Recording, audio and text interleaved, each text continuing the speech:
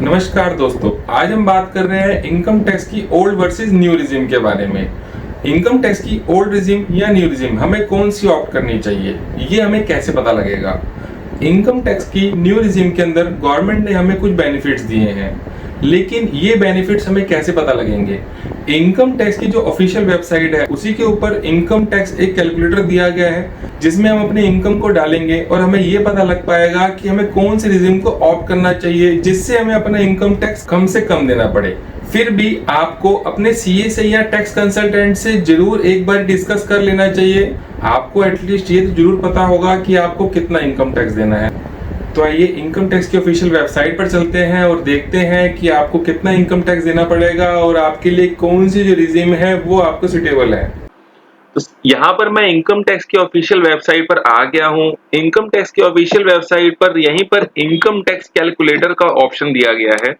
यहाँ पर दो चीजें बता रखी है, बेसिक कैलकुलेटर और एडवांस कैलकुलेटर। पहले हम बेसिक कैलकुलेटर से समझ लेते हैं। यहाँ पे असेसमेंट ईयर हम 24, 25 सेलेक्ट करेंगे, क्योंकि इसमें बहुत बार कंफ्यूजन होती है। 31 मार्च 24 जो अभी खत्म हुआ है, जिसकी हमने आईटी रिटर्न भरनी है, उसको असेसमेंट ईयर 24, 25 कहते हैं। तो यहाँ पे मैंने 24, 25 सेलेक्ट कर दिया है। इसके बाद यहाँ पे इंडिविजुअल सिलेक्ट ऑटोमेटिक हो रखा है। यहाँ पे रेजिडेंशियल थोड़ा सा ड्रॉप डाउन करने के बाद यहाँ पे हमें टोटल एनुअल इनकम डालनी है और टोटल डिडक्शन डालनी है। यहाँ पे एक ऑप्शन दे रखा है टोटल एनुअल इनकम। इसी के कंपैरिजन से पता लगता है कि हमारी इनकम के ऊपर हमें ओल्ड रिजिम के अंदर कितना टैक्स लगेगा या फिर न्यू रिजिम में कितना टैक्स लगेगा। इस बारी जो न्यू रिजिम है बाय डिफॉल्ट है। अगर आपको ओल्ड रिजिम के अंदर जाना है तो सबसे पहले हमें एक फॉर्म भरना पड़ेगा, उसके बाद ही हम ओल्ड रिजिम में जा पाएंगे। अदरवाइज एक बारी न्यू रिजिम ऑप्ट करने के बाद हम ओल्ड रिजिम में नहीं जा सकते। ये सिर्फ बिजनेस के रिटर्न के लिए है। अगर सैलरी एम्प्लॉयड है जो आईटीआर 1 या 2 भरता है उसके लिए कंपलसरी नहीं है।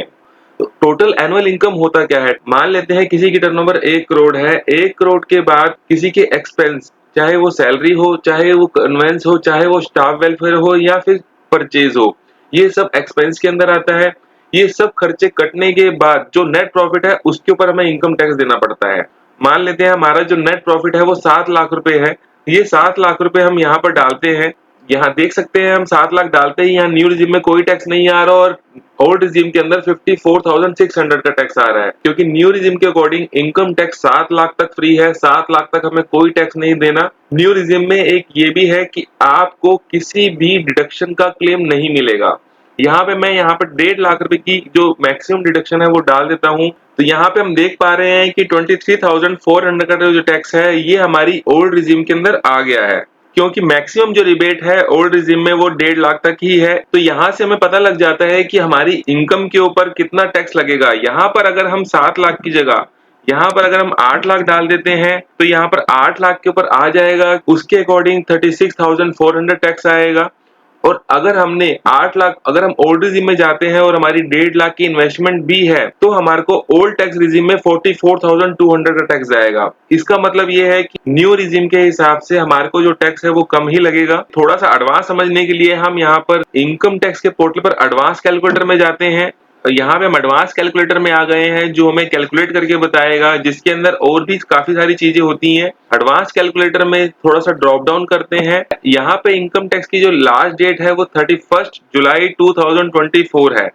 अगर हम अपनी जो रिटर्न है 31 जुलाई के बाद भरेंगे तो उसके ऊपर 1000 या 5000 की पेनल्टी भी लग सकती है। वो अकॉर्डिंग टू इनकम है। ये actual date of income tax return है। ये सिर्फ इंटरेस्ट कैलकुलेट करने के लिए किया जाता है। यहाँ पे ऑप्शन दिए गए हैं जिस जिस इनकम के ऊपर हमारे को टैक्स लगता है। यहाँ पे सैलरी के ऊपर जो इनकम टैक्स है वो यहाँ डालेंगे।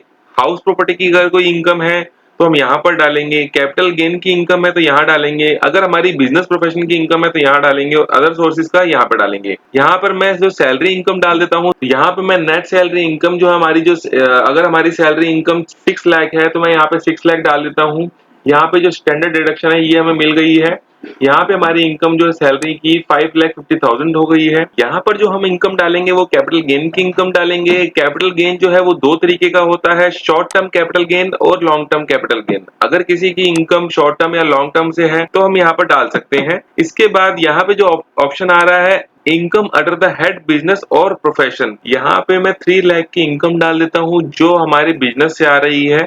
इसके बाद यहाँ पर जो हमारी जो इनकम हो गई है वो 8,50,000 हो गई है। यहाँ पे एक ऑप्शन और आ रहा है इनकम फ्रॉम अदर सोर्सेज। यहाँ पर जो इनकम आ रही है इनकम फ्रॉम अदर सोर्सेज, अगर सेविंग बैंक का इंटरेस्ट की इनकम है तो यहाँ पे डालेंगे। अगर कोई अदर इंटरेस्ट इनकम है यानी कि कोई एफडी की इनकम है या किसी से इंटरेस्ट रिसीव हुआ है तो इनकम यहाँ पे डालेंगे। अगर यहाँ पे कोई लॉटरी वगैरह की इनकम है तो हम यहाँ पे डालेंगे। और एनी अदर इनकम यानी कि कभी किसी को डिविडेंड मिला है या कुछ भी मिला है तो हम यहाँ पे इनकम डाल दें। तो यहाँ पे मैं इंटरेस्ट सेविंग बैंक की इंटरेस्ट की इनकम डाल देता हूँ 2000 और यहाँ पे मैं एफडीआर की इनकम डाल देता हूँ 5000। जो हमारा इनकम फ्रॉम अदर सोर्सेज है उसकी जो इनकम है वो 7000 हो गई है।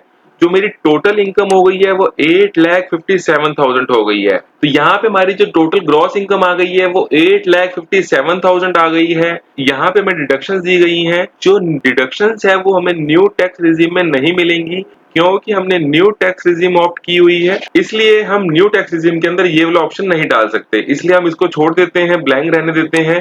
तो हमारे को पता लग रहा है कि न्यू टैक्स रिजीम के अंदर हमारी अगर इनकम 8,57,000 है जिसके ऊपर हमारा जो इनकम टैक्स है वो यहाँ पर 44,140 रुपीज आ रहा है। यहाँ पे अगर किसी का एडवांस टैक्स या टीडीएस जमा है तो वो वैल्यू हम यहाँ पे डाल सकते हैं। यहाँ पे मैं एग्जांपल के तौर पे 10,000 डाल देता हूँ। 10,000 डालने के बाद हमारा जो इंटरेस्ट है वो कम हो गया है क्योंकि हमने एडवांस टैक्स पहले ही जमा करवा दिया था, इसलिए जो इंटरेस्ट का पार्ट है वो कम हो गया है। तो टोटल टैक्सेबल इनकम 8,57,000 के ऊपर हमारा जो इनकम टैक्स आ रहा है वो 42,328 आ रहा है। यहाँ पे 10,000 का एडवांस टैक्स या टीडीएस मैंने जमा करा दिया है, इसलिए जो इनकम जो टैक्स आ रहा है 10,000 लेस होने के बाद 32,330 आ रहा है। इसके बाद यहाँ पे इंटरेस्ट लगने के बाद हमें जो इनकम टैक्स जमा कराना है वो 33,430 और जमा कराना है। न्यू रिजीम के अंदर हमारा जो इनकम टैक्स आ रहा है वो 42,000 के अप्रॉक्स आ रहा है। लेकिन अगर हम अब इसको इतनी ही इनकम के ऊपर ओल्ड टैक्स रिजीम के अंदर जाते हैं तो हम देख पाएंगे अभी जो हमारा ओल्ड टैक्स रिजीम के अंदर जो टैक्स आ रहा है इतनी ही वैल्यू के ऊपर वो 85 था, इतनी ही इनकम के ऊपर हमारा जो टैक्स आ रहा है वो 87,000 अप्रॉक्स आ रहा है। लेकिन इसके अंदर अभी डिडक्शंस जो है वो अभी मिलेंगी, इसलिए यहाँ पे मैं डिडक्शन वाले ऑप्शन पे क्लिक करता हूँ। यहाँ पे जो डिडक्शंस के जो ऑप्शन है वो इनेबल हो गए हैं क्योंकि मैंने ओल्ड टैक्स रिजीम सेलेक्ट कर लिया है। यहाँ पे एटीसी के अंदर जैसे कि एलआईसी, पीएफ, पीपीएफ, एनएससी या रीपेमेंट ऑफ हाउसिंग लोन या स्कूल की फीस, ये सब एटीसी की डिडक्शंस के अंदर ही आती हैं। तो यहाँ पे जो मैक्सिमम रिबेट है वो 1,50,000 है, तो यहाँ पे मैं 1,50,000 डाल देता हूँ। यहाँ पे अब अगर हम देखेंगे तो हमारा जो टैक्स है इतनी ही इनकम के ऊपर 56,000 आ रहा है, यानी कि हमारा न्यू टैक्स रिजीम के अंदर ही जो टैक्स है वो कम आ रहा है। तो यहाँ से हमें पता लगता है कि हमें ओल्ड टैक्स रिजीम ऑप्ट करनी है या हमें न्यू टैक्स रिजीम ऑप्ट करनी है। इसी के बेस पे हम अपना इनकम टैक्स खुद देख सकते हैं। अगर आप ओल्ड टैक्स रिजीम में जाना चाहते हैं तो 31 जुलाई तक आप अपनी जो रिटर्न है वो फाइल कर लीजिएगा। ये सिर्फ इंडिविजुअल के केस के लिए है। 31 जुलाई तक जो है वो इनकम टैक्स की रिटर्न फाइल करनी है। अगर 31 जुलाई तक इनकम टैक्स रिटर्न फाइल नहीं करेंगे तो लेट फीस का प्रोविजन लग जाएगा, इसलिए आपको 31 जुलाई तक अपनी रिटर्न फाइल कर लेनी है। अगर आपको मेरी वीडियो अच्छी लगी हो तो प्लीज लाइक शेयर जरूर कीजिएगा और अगर आपका कोई क्वेश्चन है तो आप कमेंट में डाल सकते हैं। Thanks for watching.